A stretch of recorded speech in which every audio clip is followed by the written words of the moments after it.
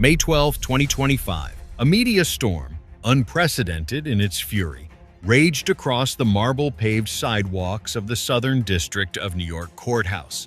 Hundreds of reporters, cameras, and microphones converged, their flashes illuminating the scene like 1,000 flickering stars. Shouts, calls, and relentless questions rose in a chaotic symphony. Diddy, any comments? Will Smith, will he appear? Is Meek Mill testifying? The air was taut with anticipation, yet no one could have truly grasped the horrifying secrets waiting to be unveiled within these cold, imposing walls. The trial of Sean Diddy Combs, once the untouchable music mogul, now accused of a litany of repulsive crimes. Human trafficking, sexual assault, and sex trafficking was more than just a legal battle. It was a stark, brutal expose of the dark underbelly of power and corruption within the entertainment industry. The very next morning, May 13, 2025, at 10:30 a.m. inside the courtroom, the atmosphere was suffocating. Every seat was occupied. All eyes were fixed on the witness stand, where a succession of witnesses, former associates, and brave survivors took their turn. Each recounted harrowing tales that painted an increasingly dark picture of Diddy's alleged empire, detailing years of insidious control, psychological torment, and forced participation in grotesque freak-offs, drug-fueled orgies that often stretched for days. One by one, their trembling voices, though different, echoed a chillingly similar narrative. He turned my life into a living hell. He filmed everything. These testimonies sent shockwaves through the courtroom. Murmurs erupted, only to be swiftly silenced by the judge's sharp gavel. The sheer weight of their collective pain pressed down on everyone present, building a palpable sense of dread. But the climax of the tension arrived that very afternoon. The judge announced, "The prosecution has requested to present new audio evidence. This evidence is deemed highly sensitive. Therefore, all electronic devices, cell phones, and recording equipment must be powered off and placed in secure containers. No exceptions will be tolerated." A ripple of stunned disbelief spread through the room.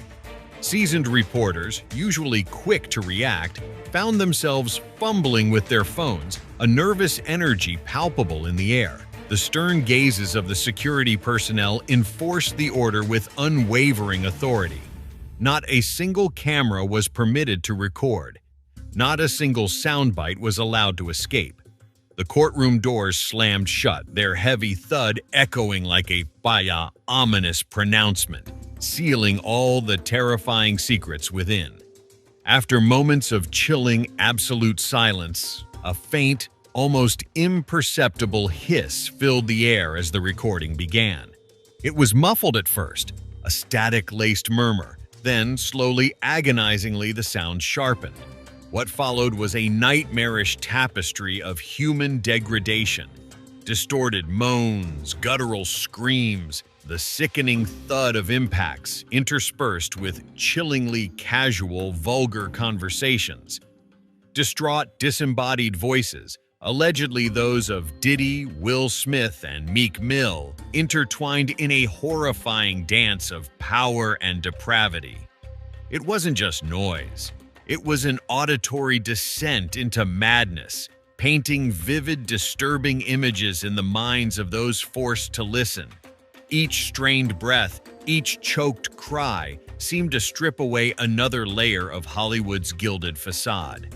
The very air in the room seemed to grow heavier, thicker with the weight of unseen horrors. When the tape finally ended, the silence that fell was more profound than any before, a vacuum left by the void of humanity just heard.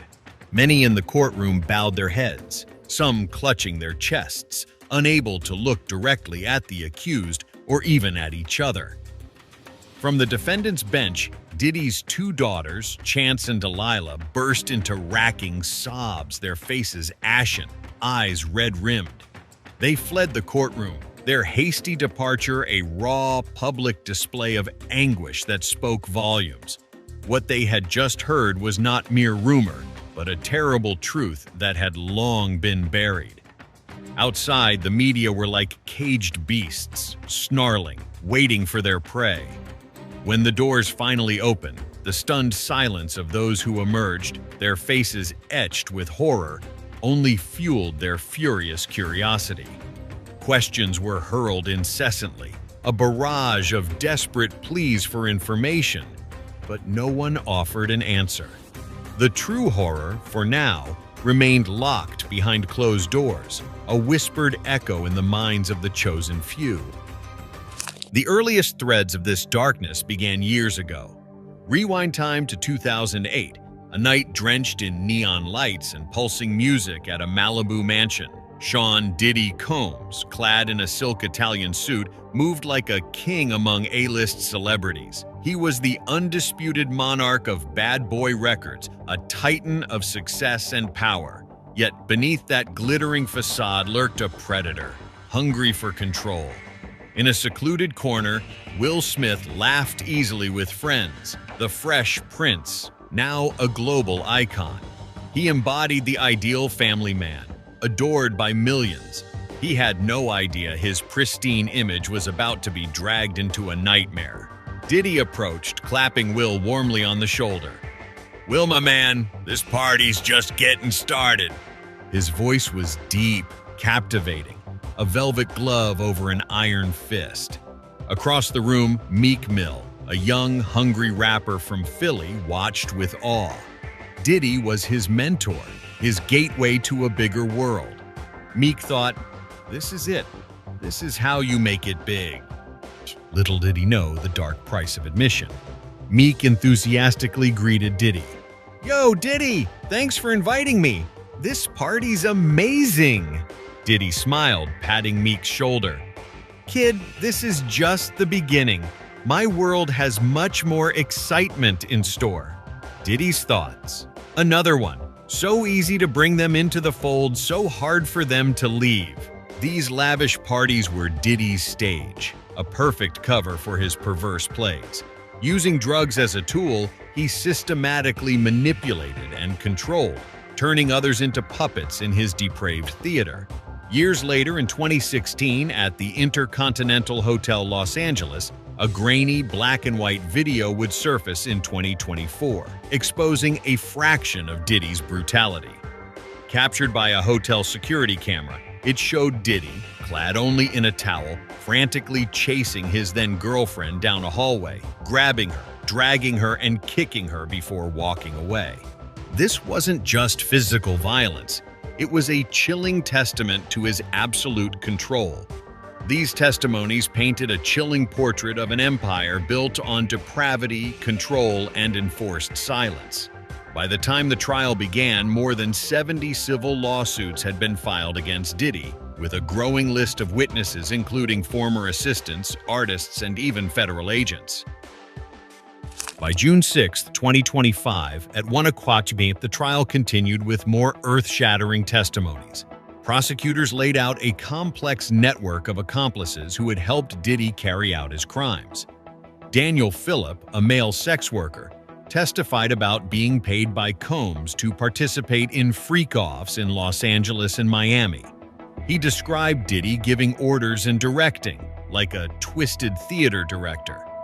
Capricorn Clark, Diddy's former assistant, also took the stand. She revealed details about burner phones used to communicate with girls lured by Diddy. She also spoke of expensive handbags filled with cash used as gifts for those participating in the parties.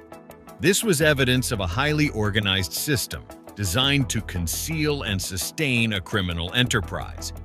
The whispers of scandal had begun long before the trial. Throughout late 2024 and early 2025, before the bombshell audio recordings were even hinted at in court, rumors about Will Smith and Meek Mill's involvement had spread like wildfire across social media. The rumors surrounding Will Smith and Diddy primarily originated from Will's former assistant, brother Bilal, who claimed to have witnessed Will Smith and actor Dwayne Martin engaged in sexual acts. Old videos of Will and Diddy at lavish parties were suddenly unearthed and shared furiously on social media, as if to confirm these rumors. Although Jada Pinkett Smith and Will's representatives vehemently denied these claims, calling them completely fabricated and ridiculous, the stain had already settled. In an impromptu press conference, Will Smith, looking weary but resolute, stated, "These rumors are a damn lie. I have never and would never engage in any such misconduct. My life, my career has been built on integrity and love. I will do everything in my power to protect my family and my name." Will's voice was low, but his eyes held a steadfast resolve. As for rapper Meek Mill, who had a long-standing relationship with Diddy, was also pulled into the maelstrom. When his name appeared in the audio rumors, Meek immediately took to social media to deny any involvement. "I've been to Diddy's parties," he posted on X, formerly Twitter. "But the craziest thing I ever saw was coke vibes. I've had millions since I was 23. I don't need to do that kind of stuff. My name wasn't mentioned in the Lil Rod lawsuit." Meek's denial, instead of calming the public, only fueled more suspicion. Old videos of him and Diddy, old tweets, were all dug up and scrutinized under a microscope.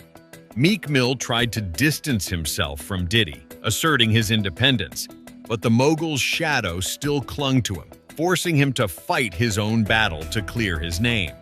To this day, no one outside the courtroom has heard the tapes. Descriptions from insiders state they are explicit, involving male-on-male scenarios, and could be career-ending if released. Some believe the tapes are being kept secret to protect victims, or because the stakes are simply too high for Hollywood's elite if the truth were fully exposed. This secrecy has only intensified online speculation. Platforms are flooded with memes, theories, and spliced old clips as fans and internet sleuths try to piece together the truth. The lack of any leaks in an age where everything goes viral has many asking who is being protected and why. After weeks of grueling testimony, the trial of Sean "Diddy" Combs reached its climax. The entire world held its breath, awaiting the final verdict. Today, the courtroom was packed again. The tension was so palpable you could almost hear heartbeats. Reporters sat restlessly, ready to capture every historic moment. Judge Aaron Subramanian entered, his face solemn, his gaze sweeping across the courtroom. "The jury has reached a verdict." A murmur erupted, quickly quelled by the judge's gavel. Diddy rose, his face ashen, his eyes darting around. He still maintained an air of defiance, but anxiety was evident in every gesture. The jury foreperson, a middle-aged woman with graying hair, stood holding a thick envelope. Her voice rang clear and decisive. "On the counts of conspiracy to commit sexual assault, human trafficking, and sex trafficking, we, the jury, find the defendant Sean John Combs." The entire room held its breath. All eyes were fixed on the woman. Guilty. That single word was enough to ignite the courtroom. Shouts, gasps, sighs of relief. Some victims burst into tears, tears of happiness streaming down their faces. From Diddy's side of the courtroom, the muffled sobs of his family echoed. Diddy stood motionless, his face drained of color. He was like a statue, frozen in that moment. His eyes were blank, disbelieving. The image of the once powerful mogul had completely crumbled. Outside the courthouse, the scene was one of unprecedented chaos. Cheers and applause erupted. Protesters held up signs emblazoned with "Justice served" and "No one is above the law." Diddy's downfall was not just the end of a music empire. It was a wake-up call for the entire entertainment industry. Decades of silence, of hidden secrets, had now been exposed. Those who had protected Diddy, those who had benefited from his depravity, now faced severe consequences. As for Will Smith and Meek Mill, though their names had been dragged into horrifying rumors, The truth presented in court proved they had no direct involvement in Diddy's crimes. Will Smith, through his strong statements and unwavering defense of his honor, gradually regained public trust. Meek Mill, through his clear explanations and focus on his music, also slowly emerged from the shadow of the scandal. However, the big question remained: will the secret audio tapes ever be released, or will they forever remain sealed echoes? Evidence of a horrifying Hollywood underworld no one dares to touch. The fight is far from over. This is just the beginning of a new era, where secrets cannot be buried forever, and power must come with accountability. The world watches, waiting for the next twist in a saga that could redefine the boundaries of power and justice in Hollywood.